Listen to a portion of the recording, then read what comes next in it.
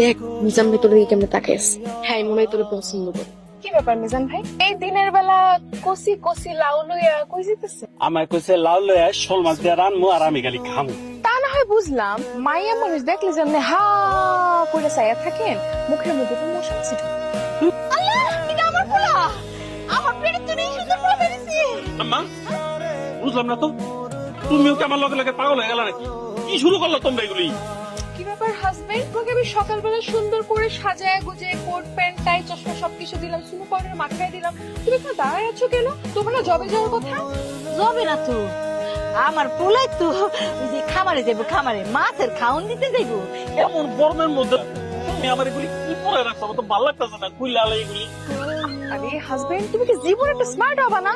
তোমার আমি যে কোট টাই পরে যে বাবুর মতো সাজায় দিলাম, তুমি সেটা আমার একটা বড় অ্যাপ্রিশিয়েট করলা না? হ্যাঁ, তুমি জানো তোমার যে কত সুন্দর লাগতেছে, কত সুইট লাগতেছে, একদম আকাশের সান্দালার। প্রিয় দর্শক, এই হচ্ছে আমার জামাই, আমার ডিজিটাল জামাই, কত সুইট। শুধু ছাদে একটু চুল নাই, কিন্তু সেটার ব্যবস্থা আমরা খুব শীঘ্রই করে ফেলবো। যাই হোক, সবাই দোয়া করবেন আমাদের বিয়ের জন্য, আমাদের বিবাহিত জীবন যেন সুখের হয়। মা সিলে সিলে মারদাঙ্গা বলে কি খুঁজতেছো? আমার তুমি বুঝে আমি আইন না তোমার সামনে হাজির করতে। আরে আম্মা জান, আপনি কত সহজ সরল। আমি মারদাঙ্গা করে সিলাইতেছিলাম না, আমি কইতেছিলাম মার্ডার ইন ল। কিছু মনে করেন না। কই যাইতেছো? আল্লাহ, তুমি আমার এত বড় সর্বনাশ কেন করলা?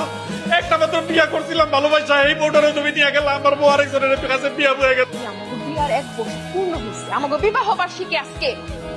আমি এই কারণে তোমার জন্য কত সুন্দর করে বসে রয়েছি যে আজকে নতুন করে তোমার সাথে আবার বাসর করবো, আর তুমি আইসা উল্টা পুল্টা কথাবার্তা শুরু করে দিছো। অনেক সুন্দর লাগতেছে, চলো বাসা শুরু করি। বাসর শুরু করি মানে? হ্যাঁ, বাসর ঘরে মানুষ কি করে? মানুষ একজন আরেকজনের সাথে কথা কয়, পরিচিত হয়, আর তুমি এসে আরে তোমার লগে পরিচয় কি আছে? তোমরা তুমি আগে দিয়েছি।